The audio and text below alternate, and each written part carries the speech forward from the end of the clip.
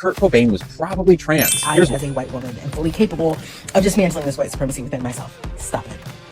Stop. Say it with me. Genital preferences are always transphobic. Most of the time, I am this weird amalgamation of like genders and vibes and essence and just being that I literally cannot define. I don't know. You're just gonna have to take my word for it. All right, everyone, we've come to the fun part, reacting to woke TikToks. And I just want to preface this by saying that I can get a little bit carried away with these. And you may agree or disagree. Some people don't like that I do this and react to stuff. That's totally fine if you don't like it. Some people think that I'm being hateful and nasty. Totally fine if you think that. People also say that what's the point of reacting to TikToks like this and, you know, quote unquote bullying people, like they have no relevance and stuff. Now, that's where I highly disagree, because where are the youth of our generation learning a lot of their ideas? TikTok. And they're coming out of hours of scrolling with all of these new ideas. And this in particular is very captivating. So I think that it's very relevant. I think TikTok and Instagram, I think all of these social media apps are an enormous part of youth culture, of all culture, but specifically youth culture. So to just kind of brush past it and say, oh, they're just a few crazy people on TikTok. I mean, they are thousands of people on TikTok, first of all. But no, it's not that simple. So if I see these people on TikTok disrespecting the rights that gay and lesbian people have fought for, then I'm coming for you. And I don't care if you disagree. If you disagree, then don't watch and move on. Okay, here we go. Didn't know that Kurt Cobain was probably trans. Here's why. First off, Kurt wore a lot of women's clothing. And when asked about this, they replied that they wore dresses all the time because they felt comfortable and free. And just look at Kurt in these pictures. They look so happy. And in an interview about their childhood, Kurt said that they mostly hung out around girls and that at one point they thought they might be gay. Many trans people who don't have the vocabulary yet to express their gender identity will describe what they're feeling as being gay. That's exactly what I did in middle school. Kurt is also quoted as saying that they identify more with the feminine than with the masculine. This is clear proof that Kurt did not identify with the gender they were assigned at birth. And the most convincing evidence that Kurt was trans was in an early version of Nirvana's All Apologies lyrics, where Kurt wrote, "Let me grow some." That is clear-cut gender dysphoria. And of course, Kurt will never be able to tell us themselves, but the evidence makes it pretty obvious they were trans. That might be why Kurt's no longer with us. Maybe Kurt knew that we weren't ready. All right. Where do we start with this one? So this person, most people will be familiar with this person because I'm so sick of saying, okay, he is well known for going around to restaurants and recording waiting and staff servers who call him because he's a woman, evidently. Was that not obvious? And obviously gets a kick out of all of this. And this narcissist, if you see this person's channel and you think, oh my God, this cute transgender woman, again, it's staring at us blue in the face. All of it points to fetish, right? He's like a straight guy. He transitioned way later in life. He's also got an orchiectomy. And he is looking at Kurt Cobain as an example. And a lot of the stuff he's mentioning is actually very typical of autogynephilia. You know, a man who wants to express himself in this feminine way, even though he's not gay. Kurt Cobain has also said before, yeah, I'm just a lot more comfortable in feminine stuff. Sometimes I just wear feminine stuff around the house, which is a very classic sign of the transvestism and the fetishistic nature. It's also common for them to question sexuality because the idea of being with a man is this sort of meta attraction where it helps them feel validated as a woman. But then they're thinking, but I'm not actually attracted to him. So what does that mean? So some of them do think maybe I'm gay, but then they realize, no, they're not. And also imagining having women's body parts, breasts and a vagina. Now, unlike Mr., Kurt Cobain, transing Kurt Cobain, I'm not here to say Kurt Cobain had a fetish and autogynephilia. I would say from what I've read about him, it could be, but I'm also not here to say it is the case. This other TikTok guy, I would be very, very surprised if it was not the case. Because these people need to cling on so hard to these thoughts and try and convince everyone else that this equals trans, because they'll do anything to protect this idea of themselves as a woman. It is sacred to them. They are in love with themselves with that. So of course they'll go by any means. And if one of those is rewriting history and saying, oh, look, like, there's not an explosion of trans people. There's always been trans people and they just didn't have access to this kind of stuff, like Kurt Cobain. And then the same person who makes all of these misgendering videos is happy to call Kurt Cobain them, they, them. Again, it only works one way. Over it. Yes, genital preferences are always transphobic. You're welcome.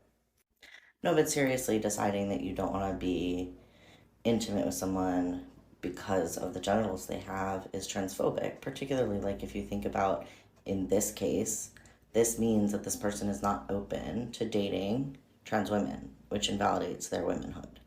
Yeah, I'm not. Not only that, it makes assumptions about the way that trans people are going to want to use those genitals.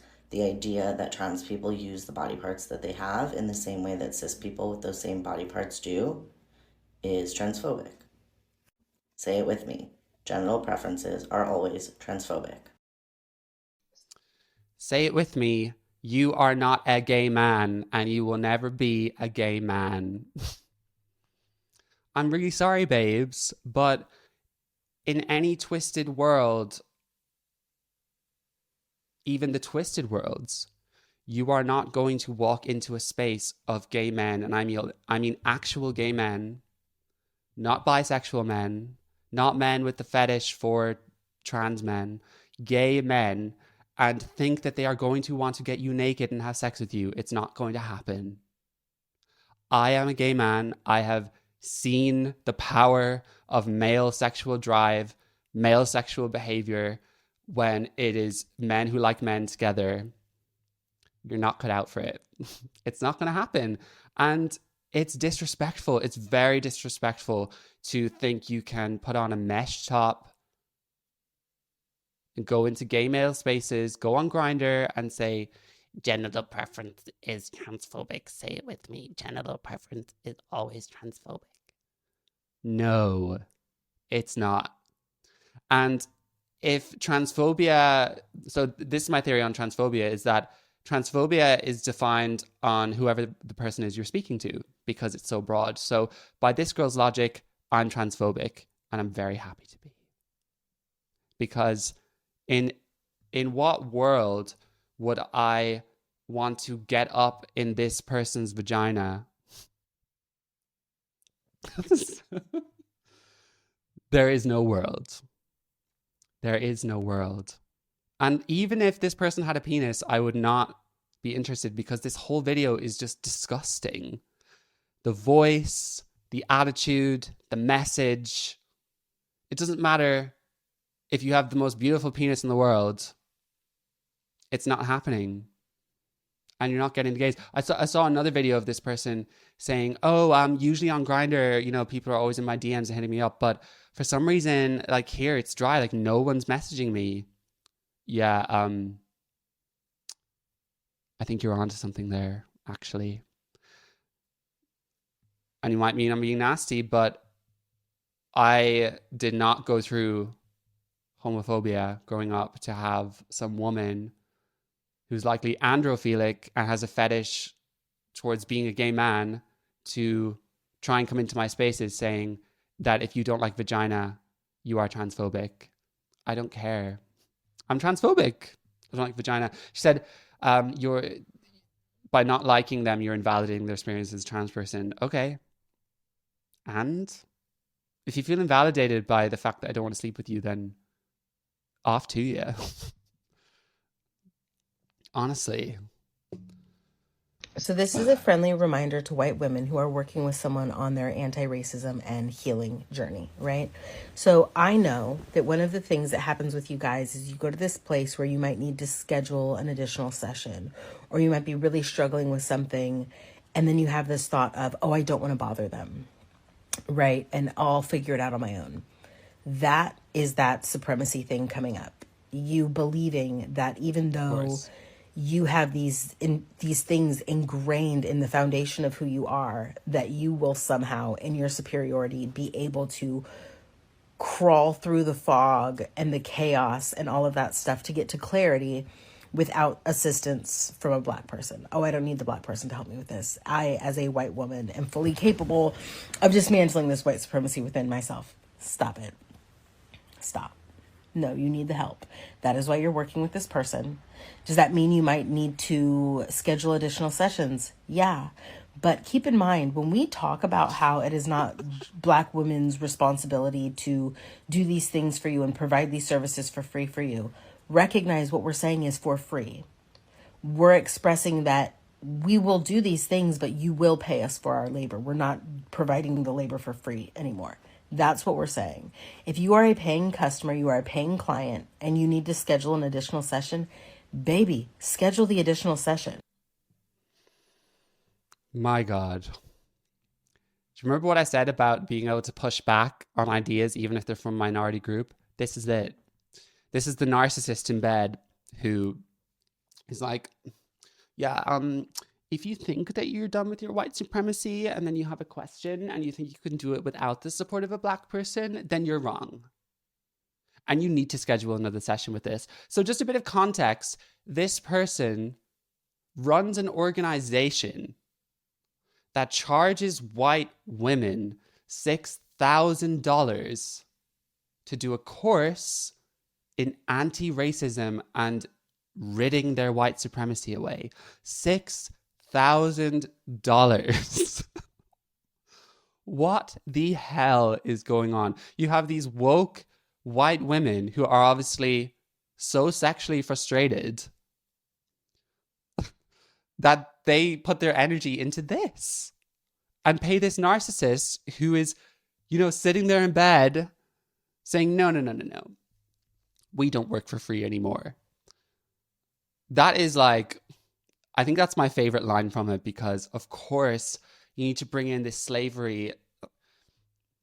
Fun fact is that back when Americans enslaved some black people, only 1% of all white Americans were involved in the slavery or had slaves. So actually 99% of America was never involved in that, the white people. And then with lineage reproduction, then those statistics have become even more diluted. So you have a huge probability that you are not of a lineage that was enslaved if you're black and in America. That's just a fact. And even if you did, this woman was not enslaved. And she says, no, we don't work for free anymore. Fuck off. This is what you want to do with your life, is making other people feel guilty for stuff people did in the past that has not that much to do with us anymore. I'd argue nothing to do with this anymore. The only reason it has so much to do with you is because you're making your whole life about this, and you're making money of other people's vulnerabilities, and obviously innately they want to be good people and give back to society, and you are exploiting them for your own narcissistic agenda. And then you'll still sit up there in bed, we're all privileged to have a roof over our heads and have a job. And not only do you have those things and access to the internet, everything, but you are able to set up an organization where white people pay you for you to tell them how racist they are. And somehow you are still oppressed. Again, opposite land.